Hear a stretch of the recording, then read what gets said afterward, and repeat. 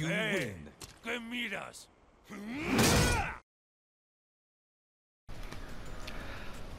Good evening, everyone. The patch including Negan and Julia will drop on the 28th of this month, but the patch also includes some pretty interesting balance changes to several characters in the roster. I've looked through them quickly and I just want to go through them with you guys, providing a little bit of an analysis. Before we go into any specific characters, I'm just going to mention another couple of pieces of content that will be included in the patch.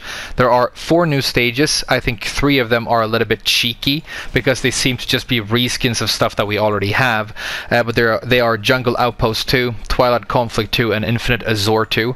We saw a version of Infinite Azure in Julia's trailer where there was like a starry night, and I think that might be it.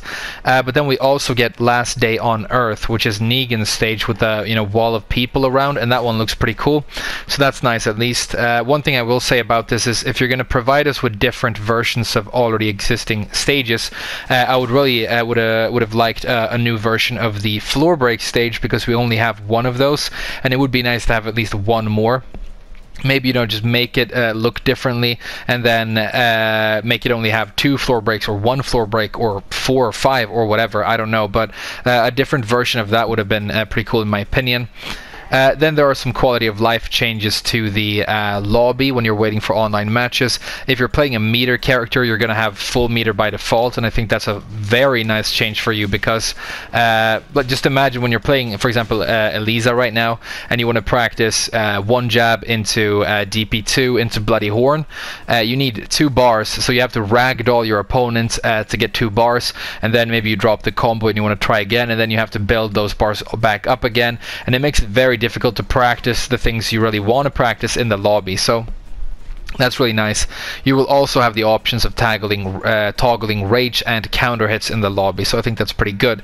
But now let's start talking about different characters, and I will jump around in practice mode so that we can talk about different characters. Some of them I will go into practice mode and show the moves. If it's not too significant, I'm just gonna wrap those up in some final thoughts at the very end. But we might as well start with Armor King because I'm in practice mode with him right here. 3+4 1, which is this move. 1+4, which is his moonsault, so that move, and upward 3+4, so basically any move where he throws himself in the air and lands on the ground. Moves have been fixed not to hit multiple times against Power Crush or Rage Art. Interaction with Jin's parry also fixed. I'm reading these English notes, by the way, off of Avoiding the Puddle, so I'm assuming that this is translated and provided by Flying Wonky, so huge thank you to him for the good work that he does. But this is apparently a bug fix, so it doesn't sound that major to me. And then forward 1+2, behavior of the opponent on hit is changed. Now this is Armor King's Power Crush, and it's already a very good move. And when they say that the behavior has changed, it's difficult to know what that means. It's still going to knock the opponent down, but in a different way somehow. Is it going to give you a launch? I hope that's not the case, because it would make it way too good. If I had to guess, I think what they might do here is, as you can see right here, even though it is a very good move, it does currently not give you wall splats, and maybe they're going to change the knockdown in a way that you will get wall splats off of this. That would make it kind of similar to stuff like back 4 from Miguel, forward 1+2 from Bob, characters that I play, where you can get the wall splat here, and it would make the move better. It would be a significant buff. I think it's already a good move, but that would be one change that I could sort of see and agree with. But who knows? We're just going to have to try the move when the change comes out. And then forward 1+4, instance where the shoulder would come out by doing sliding 1 to a tilde 1+4, now fixed. I think I know what they mean. If we turn on command history here, so forward 1+4, this move, you can say I'm doing forward and 1+4 to get the move out. If I don't press forward at all, I just skip the forward, but I press 4 into a tilde 1+4 like that, I can actually make the move come out without pressing forward at all, and that's not the input for the move. So it's a little bit of a weird bug that they've apparently fixed, not too significant. And then down back 1+2, when opponent hit at the wall, players switching positions will now occur less often. So this is going to cross the opponent up. One of those Harada moments that happen at the wall. That's a nice little change for you. And then the grounded version of your down back 1+2 throw is going to recover 7 frames faster. So the changes to Armor King, not huge, but I am interested to see what the change to his Power Crush is going to be. Maybe it's going to be that it's a wall splat move, but we're going to check that out once the patch comes out. Let's have a look at the next character. The next character who has seen some interesting changes will be Lei. The first one to notice is that his 3-3, which is this string, has been turned into a natural string, and that might really scare you, but let's keep reading. Because if you look at 3-3, you can tell that this is 47 damage, I think, yeah, and a knockdown. And so for this to be natural is pretty crazy. It would be very, very powerful.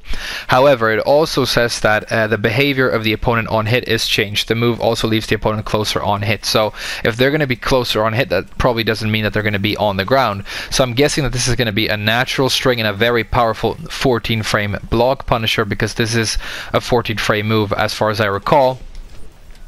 For really nice damage, but you're not going to have that crazy knockdown. I don't know what Lei does for 14 frame block punishing right now, but this is going to be very strong, and so Lei players are going to be excited about that. But if it still does the knockdown, yeah, it's a little bit on the strong side, to be honest. So yeah, damage is crazy. The fact that this standing 3 just gives you 30 is pretty insane. 30 damage is a lot. Like, I wouldn't have thought it was weird if that did like 18, but it does 30, so there you go. Yeah, pretty cool. New 14 frame punisher for Lei. Then you're down back 4, and this is your Falling Leaf as far as I know. Yeah, it is. Has had a damage buff by 2 points. Falling Leaf is already a great move. It's this knockdown low that he does, one of the best in its class.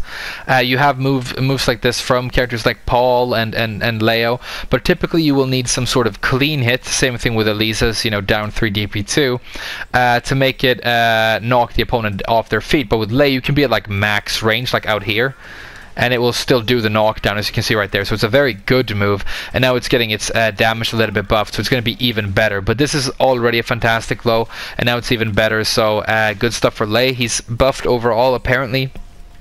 Then forward neutral 4-1. Oh, forward neutral, so like this. The occurrence where the attack's damage value would change on the first hit on counter hit has been fixed.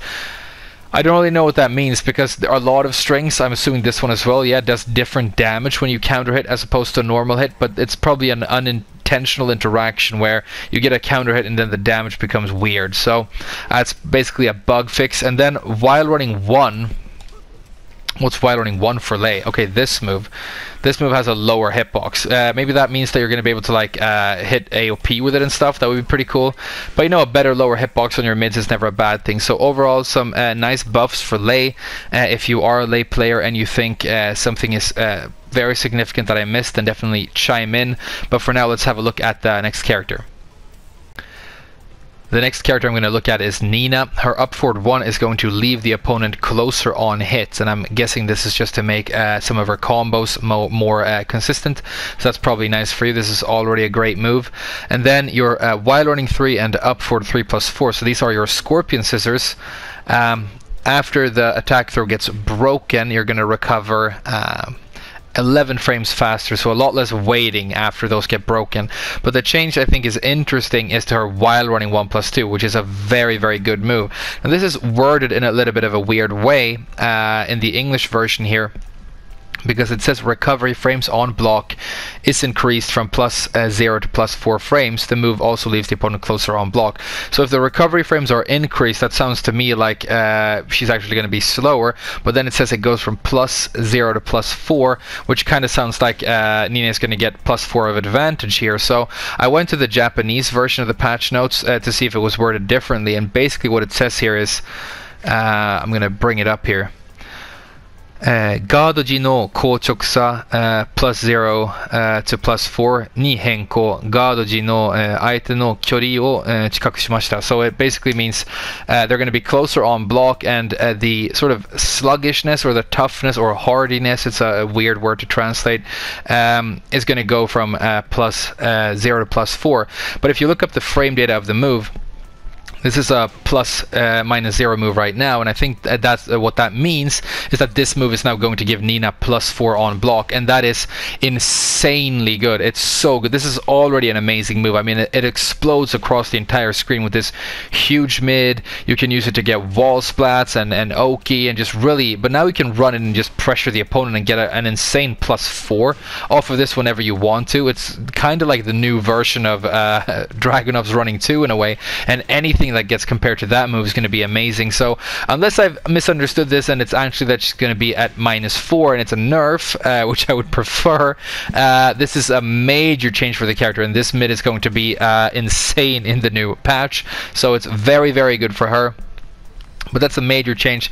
Nothing else very interesting happening with Nina. So let's move on to the next character. So we had a look at Nina, we might as well have a look at her little sister. The first interesting thing about Anna is that her junk trunk, which is her 4/2+3, has had a significant damage buff, and this is already a powerful move. It currently does 25, but it will do 30 in the new season, or the new patch. Sorry, it's not a new season, but that's pretty interesting. Another cool thing is that her Chaos Vagu stance has a version of the ass smash out of it, and that currently only does 20, and that's also been brought up all the way to 30, so that's a significant buff of 10 points of damage, which is pretty huge. This move is already used in one of Anna's best wall combos. She basically has 2 good wall combos right now. One is this, but that, as you can see right here, will sometimes cross the opponent up, which can be annoying, but if you're willing to work with that, it's very good damage. She also has this, which is just slightly less. But now that the ass smash has gotten a significant damage buff, it's going to mean that you are probably going to want to go for the ass smash for your wall combo. The damage is going to be really good because you can do Chaos Vagu into ass for good damage after the patch. You might also want to do stuff like transition into a Chaos Vagu off of stuff like 2-3, and then maybe do a 2+4, and you're going to get really decent damage off of stuff like this. Let's try again. There you go. That's going to be significantly more damage because that final ender right there was buffed by 10 points. So maybe there are some, Chaos Judgment transitions into ass smash that are going to be good for the wall combo. But it's also a good block punisher for her at 14. So it's going to be a really good 14 frame block punisher as well for 30 damage. Really quite cool. The other change to Anna is her... let's have a look. Quarter circle forward 3-2, which is one of my favorite spin moves with this character. It's very good. And this has had, it's been buffed as well. It was -8, it's only -2 now. So that's pretty cool. It's still duckable though. But -2 is not that bad at all. So again, high risk, high reward character. You can still get ducked, but -2 on block is not that bad. So pretty cool little change for her. But the main interesting change is the change to her block punishment that comes with this, and the changes that are going to carry for her wall combo damage. Let's move on to a very interesting character that I really do want to talk about. We're going to talk about Gigas next. Oh, Gigas, you poor fool. This character is one of the worst in the game right now, and he was actually changed in some strange ways in Season 2. I'm hoping that the changes to him this time around will make him a lot stronger, because I really do believe he deserves it. But all of the changes basically come down to moves that give him this tumble on hit where the opponent will roll away from you. They are back 2, forward 3-2, back 4, while standing 2-4. And so they all have this tumble, and what the notes say are that they are going to leave the opponent closer on hit. Maybe that means that they won't roll away from you as much, or maybe they're just going to fall on the ground in front of you. One thing that would be very cool that I hope is the buff they are thinking about is if we're near the wall and we let the wall stop the tumble off of something like this, you can see that I can actually run up. I did it way too slow there, and I also unintentionally charged the move. Let's do it one more time. You can see I'm able to get a guaranteed excavator for like 60 plus damage for a full combo worth of damage right there. And if that's something that they're going to allow you to get more consistently even out in the open when you don't have the wall, it's a massive buff to all of these moves. I don't know if that's what they're going with, but I do know for a fact that they want to make these moves that put the opponent in a massive block stun and allow you to mix them up from Goliath. They want those moves to be good because that's what they focused on in the changes in Season 2.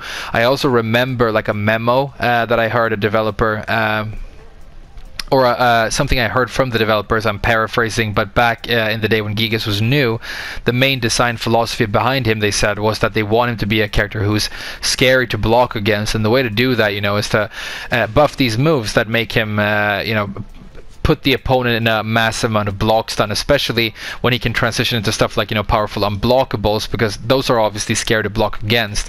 Another reason I think that is that another buff that they've given him is to Goliath 1+2. This has one more active frame. That's not huge, but I think overall they're trying to make these charge up pushback moves better for Gigas, and they don't want him to have good pokes and just, you know, good overall neutral game, but they want him to focus on this. That's the interpretation that I have.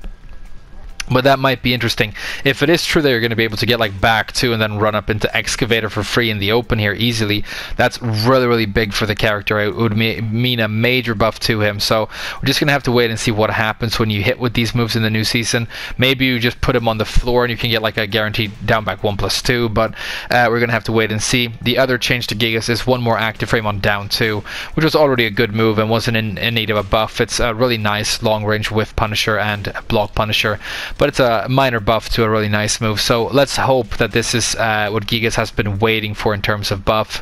I have my doubts, but I'm very, very keen to see what happens come the 28th. The last character I really want to talk about is Alisa, and this might be the character that I've seen the most significant change, and she has been significantly buffed. I've mentioned before that I think that Alisa has the worst wall bounce move in the game. That might not be true. There are a lot of shitty wall bounce moves in the game, but her wall bounce move is 4-2-3-3, which is this string, and the reason it's not good is that it's a 3-hit string and you can block it. If you hit with the second part of the string, it becomes natural, which is pretty cool, and if you hit with the first hit on counter, the whole thing also becomes natural, which is important to note. I don't think this is very useful, however, especially not because the second hit is a duckable high. That high right there is something that they can easily go under. But the first change that they've given you is that the other extension for this string, which is the 4-2-1, has been turned into a wall bounce move as well. So now you have 2, and this move is actually really quite good already. It's a 17 frame to impact natural string that does good damage in a knockdown. Now it's going to knock your opponent away and bounce them, but it also makes the wall bounce move that you already have even better, because they are incentivized to duck here and try and duck this high, and if they do, that's going to make them eat the mid. And so it not only gives you a new and more powerful wall bounce move, it empowers the one you already had, and I think that's really nice. If you look at the trailers for Negan and Julia, you'll see that they've done some crazy stuff with their wall bounce capabilities, and you know, I've talked about before how I think the feature is underutilized and underpowered, and so the fact that they are changing some wall bounce stuff to make it a more prolific mechanic is something that makes a lot of sense to me. So I like this. Another interesting thing to note about the change is that she will recover into chainsaws when she does this move, and so you will have to do probably chainsaw moves for your re-wall splat and wall combo with Alisa, unless you somehow, you know, cancel out and do something else. My guess would be that you do like 4-2-1 and then maybe 1+2 to put them back on the wall, and then after you put them back on the wall, maybe you do like forward 1+2, 1+2. See if we can get that at a good angle here so I can show what I mean. Maybe something like that. Maybe you use this move. Maybe you use that back to 1. Who knows? Or maybe you cancel out of the chainsaws somehow and do one of your standard wall combos like this thing. But it's going to be interesting to experiment with. I love the fact that she got better wall bounce, because I like to wall bounce and I do like to play this character.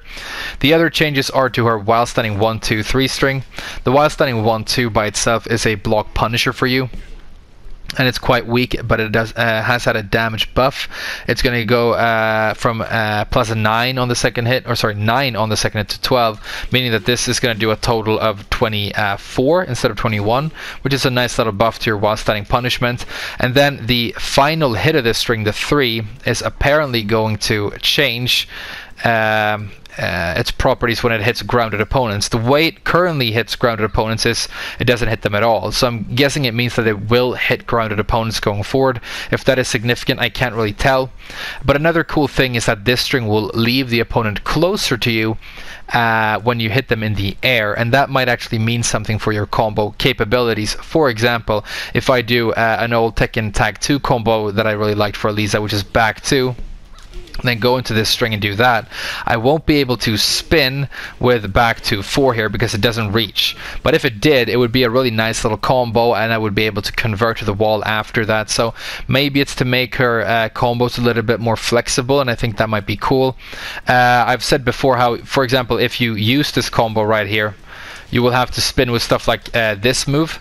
And if you use this move to spin, you're going to have to use a down 3 for your follow-up. So let's see what just explain what I mean. You know, this thing, and when you do that, you're gonna have to follow up with down 3 and then back up stance 1, maybe 3 depending on the distance of the wall, but you have no capabilities of converting that into proper wall combos and getting proper Oki, and so Alisa does struggle a little bit for flexibility in her combos, and maybe this change to that string will help her out. I don't know. It's just something that we're gonna have to test when the patch drops. As for the other characters that I haven't talked about, I think Josie got some pretty interesting changes. Her crouch dash 1+2, which is a new move for her in the new season, or in the new season in season 2, has gone from +2 to +5, so it's even better. It's a very significant buff. I think it might make that stance a lot better for her. But apart from that, there are some pretty minor changes for a lot of characters. I think mainly we're looking at like some wonky hitboxes and some bug fixes. So overall, I think the changes are pretty cool. I'm not blown away. My nipples aren't as hard as I would have liked them to be when I see these changes. I would have liked to see patch notes like Alisa is good now, Gigas is good now, Lars is slightly better now, wall bounce moves across the board have been made better, and stuff like that. But there are some pretty cool changes in here. And if you play one of these characters that I've mentioned, then you're obviously very excited. Julia and Negan are dropping in the patch, which is the big thing, and we're going to make all kinds of videos about them when the patch comes. So I'm going to be making videos before the 28th, but if you're mainly interested in the new characters, definitely check back then, because we're going to go through the move lists. We're going to learn all about these new characters, and I'm really looking forward to it. So hopefully I'll see you before then, but if not, check back in for Julia and Negan content, and maybe we're gonna look at the changes that I've mentioned in this video as well, to see what's going to be happening with stuff like, you know, Gigas' tumble moves and so on. But for now, thank you so much for watching. I hope you are as excited as I am about the patch, and I'll talk to you guys again very soon. Bye bye for now.